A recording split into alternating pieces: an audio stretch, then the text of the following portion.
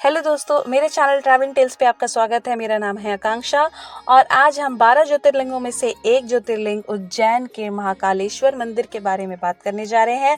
मैं आपको इस वीडियो में पूरी जानकारी दूंगी कि आप वहां कैसे पहुंच सकते हैं, आपको वहां के बारे में क्या क्या चीज़ें पता होनी चाहिए और किस तरह से आपको जाना है, आपका बजट कितना होना चाहिए, लो बजट में आप वहाँ पे कैसे ट्रैवल कर सकते हैं।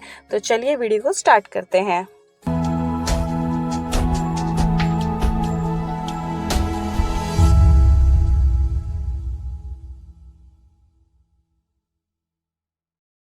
महाकालेश्वर मंदिर भारत की 12 ज्योतिर्लिंगों में से एक है।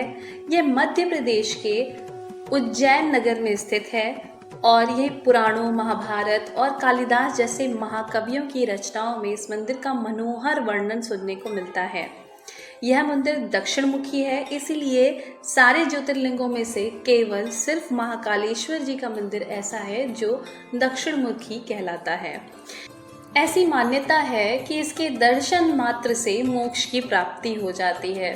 महाकवि कालिदास ने मेघदूत में उज्जैनी की चर्चा करते हुए इस मंदिर की बहुत प्रशंसा की है।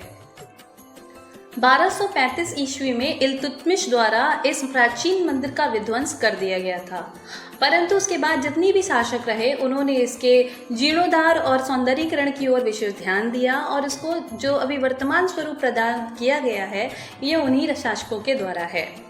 तो महाकाल पहुँच कर के सबसे पहले मेरे हिसाब से अगर आप महाकाल पहुँचे हैं तो रामघाट के शिप्रा मंदिर नदी की तरफ आपको जाना चाहिए। रामघाट पहुंचकर आपको पहले स्नान करना चाहिए और स्नान करके उसके बाद आपको गेट नंबर 1, गेट नंबर 2 और गेट नंबर 4 से महाकाल के लिए अंदर की तरफ एंट्री मिल जाती है। सभी गेट्स पर बहुत ज़्यादा भीड़ होती है और 1-1.5 घंटे का समय लग जाता है और अगर आपके पास समय कम है तो गेट नंबर 4 से, यानी जहाँ पे बड़ा गणेश जी का मंदिर है गेट नंबर 4 के पास, उस गेट नंबर 4 से आप बुकिंग कर सकते हैं अपनी शीघ्र दर्शन की, जिसमें 250 रुपये पर पर्सन के हिसाब से पड़ता है चार्जेस। वहाँ पे आपको 15 से 20 मिनट के अंदर दर्शन करा दिए जाते हैं। महाकाल की गर्भगृह को अगर आप शीघ्र दर्शन करना चाहते हैं तो उसके लिए आपको 750 रुपये पर हेड का चार्ज लगता है, जिसमें आपको धोती अंगोछा मिलता है। धोती पहन के आप वहाँ पर गर्भगृह के दर्शन कर सकते हैं। लेकिन दोस्तों अभी 2 महीना जो सावन मास है, अगर इस साल आप आ रहे हैं तो सावन मास में 2 महीना गर्भगृह बंद रहता है। 2 महीने के बाद कभी भी आप आते हैं तो सावन मास के बाद गर्भगृह खुला आपको मिलेगा। और इसमें आप जो धोती आपको मिल रही है वो अपनी आप खुद की भी लेके जा सकते हैं, क्योंकि ये जो धोती आपको प्राप्त होती है वो यूज्ड होती है। तो इस बात का आपको ख्याल रखना चाहिए। अगर आप बहुत देरी नहीं हो रही है और आप आराम से दर्शन करने के लिए समय है आपके पास तो आप नॉर्मली भी महादेव का जयकारा लगाते हुए दर्शन कर सकते हैं। और अगर हम गेट नंबर 1, 2, 4 तक से नॉर्मली जा रहे हैं तो 1 से 1.5 घंटा का समय आपको लगेगा। इसके अलावा आपको महाकाल के मंदिर के अलावा पास में भारत माता का मंदिर पड़ जाता है। भारत माता का मंदिर बहुत ही खूबसूरत मंदिर है दोस्तों, जो आपको वहाँ पर ज़रूर एक बार विज़िट करना चाहिए और अपनी यादों को संजो के रखने के लिए वहाँ पर आप फोटोज़ वगैरह भी क्लिक कर सकते हैं। महाकाल के दर्शन के बाद दोस्तों आपको वहाँ पर जैसे आप दर्शन कर बाहर आ जाएंगे, पहले तो मंदिर में आपको बहुत सारे अलग अलग देवी देवताओं के दर्शन करने को मिलेंगे। उनके दर्शन करने के बाद जब आप बाहर आते हैं तो महाकाल लोक बसा हुआ है। उस मंदिर के अंदर का जो परिसर है उसको महाकाल लोक कहते हैं, जहाँ पर भगवान महादेव की खूबसूरत अलग अलग प्रकार की मूर्तियां हैं जो उनके अलग अलग लीलाओं को दर्शाती हैं। इसको मैं आपको रिकमेंड करूंगी दोस्तों कि शाम के समय ज़रूर विज़िट करें, क्योंकि वो बहुत खूबसूरत लाइटिंग उसके ऊपर दिखाई देती है शाम के समय। तो आपको वहाँ पर शाम के समय महाकाल लोक में घूमना चाहिए। बाहर निकलकर जैसे कि मैंने आपसे पहले बताया कि गेट नंबर 4 के पास बड़ा गणेश का मंदिर है, तो वो आपको वहाँ पर विज़िट करना चाहिए। इसके अलावा 300 मीटर की दूरी पर आपको माता हरसिद्धि का मंदिर मिल जाता है।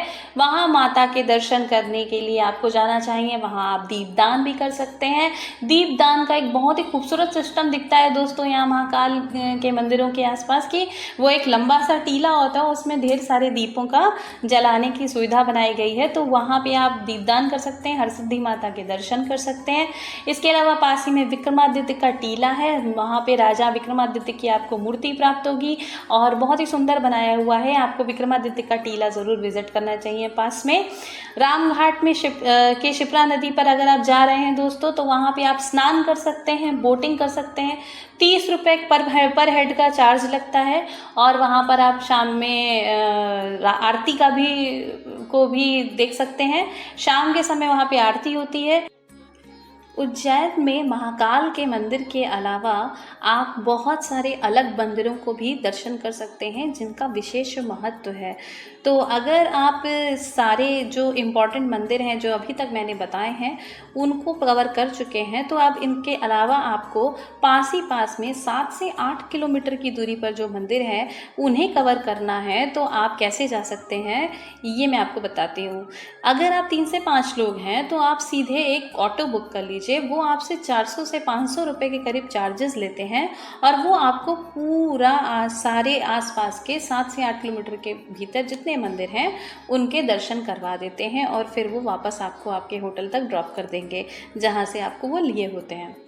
तो सबसे पहले अगर इस मंदिर की श्रेणी में हम बात करें तो पहला हमारा मंदिर आता है संदीपनी आश्रम। यह वह आश्रम है जहाँ पर श्री कृष्ण और सुदामा जी ने अपनी विद्या प्राप्त की थी। ये कृष्णा जी का गुरुकुल है। यहाँ पर आप उन्होंने जो 14 विद्याएं सीखी थी उनको देख सकते हैं। ये श्री कृष्ण पाठशाला भी आपको यहाँ देखने को मिलेगी। इसके अलावा दूसरे नंबर पर है मंगलनाथ मंदिर। यहाँ पर आप अगर कोई व्यक्ति जिसको मांगलिक दोष है तो उसका काट किया जाता है। इस मंगलनाथ मंदिर में मंगल दोष का पूजा करके उस दोष को ख़त्म किया जाता है। अब इसके अलावा हम तीसरे मंदिर की बात करेंगे तो जो उज्जैन के कोतवाल हैं वो है हमारे श्री काल भैरव। महाकाल उज्जैन के राजा हैं और काल भैरव वहाँ के कोतवाल हैं। यहाँ पर मंदिर इनका स्थापित है काल भैरव जी का। यहाँ पर बहुत ज़्यादा भीड़ होती है दोस्तों, तो लगभग आपको 1 घंटे के करीब आपको लग जाएगा इस मंदिर को घूमने में। और इसके अलावा आप यहाँ पर दीपदान कर सकते हैं। दीपदान का यहाँ बहुत महत्व है। इसके अलावा गढ़कालिका मंदिर, सिद्धवत मंदिर और भरतरी गुफा, इन जगहों पर भी आप घूमने के लिए जा सकते हैं, इनके दर्शन भी कर सकते हैं।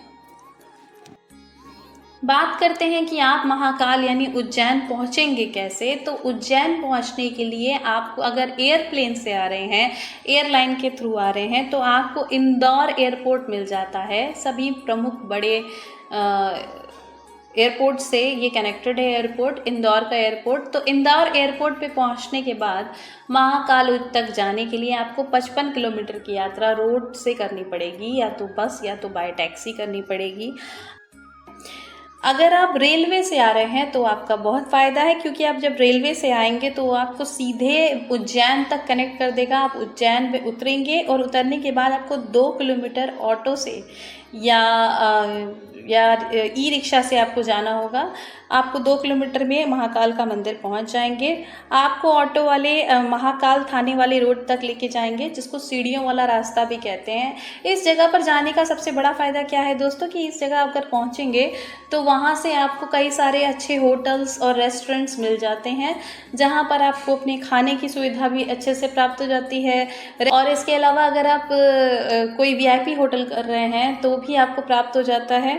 अगर आप किसी नॉर्मल होटल जा रहे हैं तो आपको 1000 रुपीज़ पर रूम के हिसाब से, और AC वाला रूम आपको 1200 से 1500 रुपये तक का पड़ जाता है। और इसके अलावा VIP होटल्स भी वहाँ पर अवेलेबल होते हैं। अगर आप धर्मशाला में रुकना चाहते हैं तो वो आपको महाकालेश्वर भक्त निवास के नाम से जो धर्मशाला है वो मंदिर परिसर के पास ही मिल जाती है। उस धर्मशाला में आपको डबल बेडरूम, 4 बेडरूम्स और 8 बेडरूम्स वाला आपको रूम मिल जाता है। हॉल तक भी प्राप्त हो जाता है। डबल वाला जो 1120 रुपये से स्टार्ट होता है, पर उसको बुक करने के लिए आपको, धर्मशाला को बुक करने के लिए ऑनलाइन ही बुक करना पड़ता है। ऑफलाइन में आपको कई बार भीड़ की वजह से वो नहीं प्राप्त हो पाता है, तो पहले से वो ऑनलाइन आपको वेबसाइट पर जाकर बुक करना होता है। वेबसाइट मैं आपको नीचे लिंक में दे दूँगी, डिस्क्रिप्शन में मेंशन कर दूँगी। इसके अलावा आपको भारत माता मंदिर के पास, जो आपका भारत माता का मंदिर है, जो महाकाल के मंदिर के पास ही है, वहाँ पे सात्विक रेस्टोरेंट मिल जाता है, जहाँ पर 120 रुपये में आपको भरपेट खाना मिलता है अच्छा, और आपके खाने और रहने की व्यवस्था वहीं पर हो जाती है धर्मशाला के पास। तो अगर आपको बाय रोड जाना है तो भी आप इस थाने वाले रोड पर जाकर के अगर 500 मीटर की दूरी तक आपको अपने बहुत अच्छे से पार्किंग की सुविधा भी उपलब्ध हो जाती है दोस्तों, होटल की सुविधा भी उपलब्ध हो जाती है। वहाँ पर कहीं पे भी आपको 500 मीटर के क्षेत्र के अंदर अपनी गाड़ी लगाने के लिए 150 से 200 रुपये देने होते हैं। 24 घंटे के ऊपर वो लोग गाड़ी रख लेते हैं। 150 से 200 रुपये में पार्किंग भी आपको अवेलेबल हो जाती है इस रोड पर। तो सबसे अच्छा है आप इस रोड पर जाकर स्टे करें। अगर आप ट्रेन से भी जा रहे हैं तो इसी रोड पर जाकर स्टे करें, और अगर आप अपने साधन से जा रहे हैं तो आपको पार्किंग इस रोड पर अच्छे से प्राप्त हो जाएगी।